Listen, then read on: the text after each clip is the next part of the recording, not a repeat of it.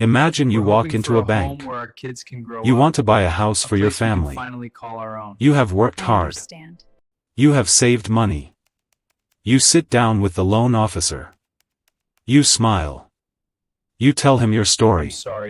You tell him about your new job, your plans, and your dreams.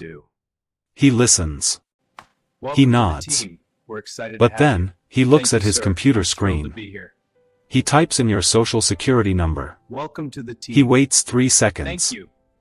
Then, he looks up at you with a blank face and says, "I'm sorry. The system denied your application." You ask, "Why?" He shrugs. He says, "I don't know. The computer just said no." That moment, that 3-second pause, is the most powerful force in modern society. It decided where your children will grow up.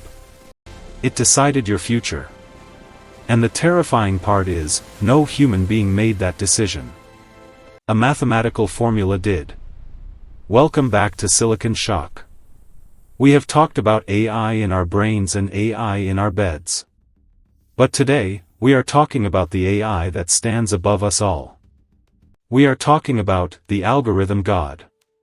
In the old days, if you wanted a job, you impressed a boss. If you wanted a loan, you impressed a banker. If you were in court, you appealed to a judge. These were humans. They had biases, yes, but they also had empathy. They could look you in the eye and see your potential. Today, we have fired the humans. We have replaced them with code. Let's look at the American job market. It is a slaughterhouse run by robots. When you submit your resume online, do you think a person reads it? No. An applicant tracking system, ATS, reads it. It scans for keywords.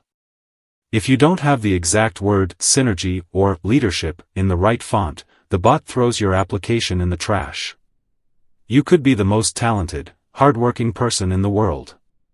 But if you don't speak the language of the algorithm god, you do not exist. You are rejected before you even get a chance to speak. This creates a deep, subconscious anxiety. We are no longer writing for people, we are writing for machines.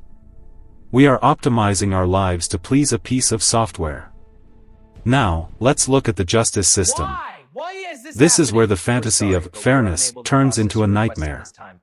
Courts in the United States use algorithms to decide who gets bail and who stays in jail.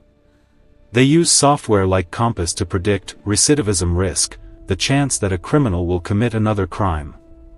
It sounds smart. Data-driven justice. But here is the problem: the data is dirty. The algorithm learns from history. And history is full of racism and bias. If the police arrested more people in a certain neighborhood in the past, the algorithm learns that people from this neighborhood are dangerous. It creates a feedback loop. It punishes the poor for being poor. A human judge might see a young kid who made a mistake and say, "I will give you a second chance." The algorithm god looks at the data points and says, "High risk. Lock him up." It has no soul. It has no mercy. It only has probability. This brings us to the black box problem. In the past, if a law was unjust, we could argue against it. We could read the law and say, "This is wrong."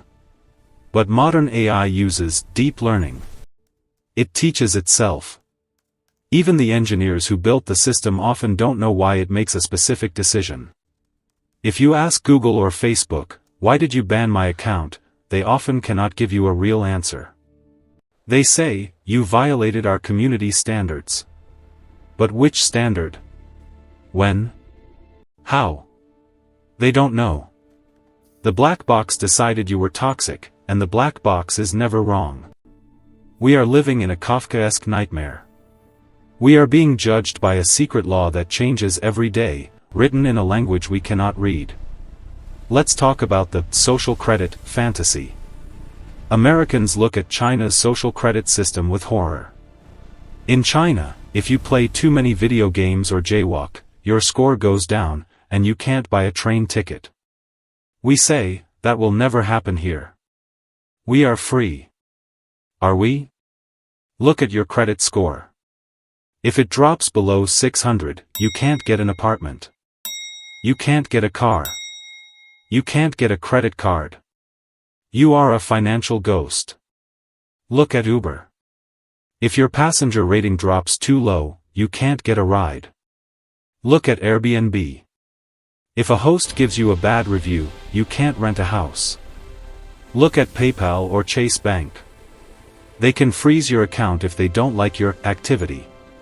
We already have a social credit system. It is just privatized.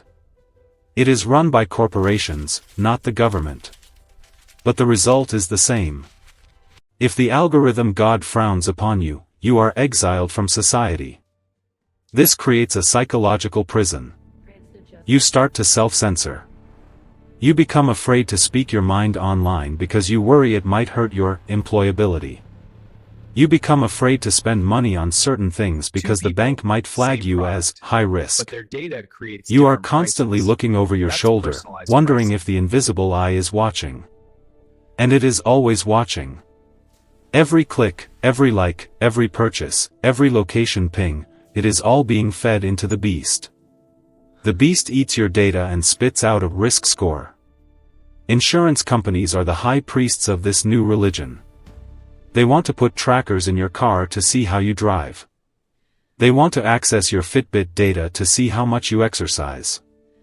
If you eat too much fast food, will your health insurance go up?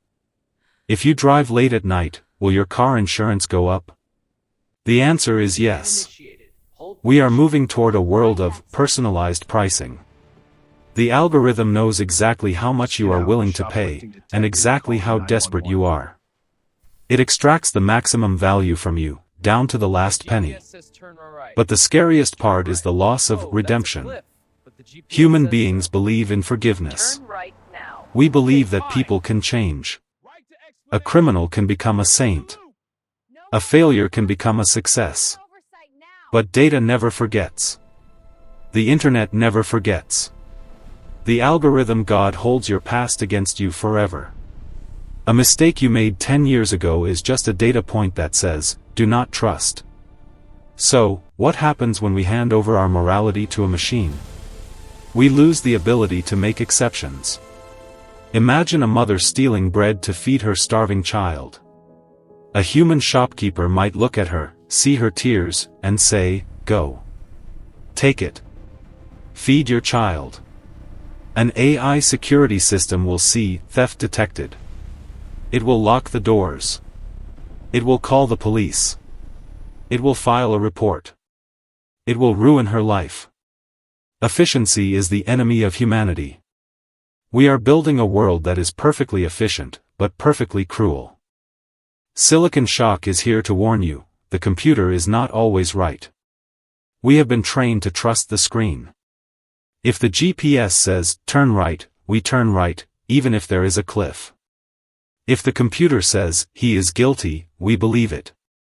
We need to reclaim our right to explanation. We need to demand that if a machine makes a decision about our lives, a human must be able to explain why. We need to demand a human in the loop. Because if we don't, we are not citizens anymore. We are just variables in an equation. And variables can be deleted. The algorithm God is powerful, but it is blind. It cannot see your heart. It cannot see your struggle. It only sees your numbers. Don't let your life be reduced to a number. Fight for your humanity. Fight for the messy, inefficient, beautiful ability to make a mistake and be forgiven. In the next episode of The Silicon Shadows, we are going to look at the ultimate consequence of this cold logic. We will look at episode 11, The Autonomous War. What happens when we give the algorithm God a gun? What happens when AI decides who lives and who dies on the battlefield, without a human pulling the trigger? Thank you for watching Silicon Shock. The system is processing, please wait.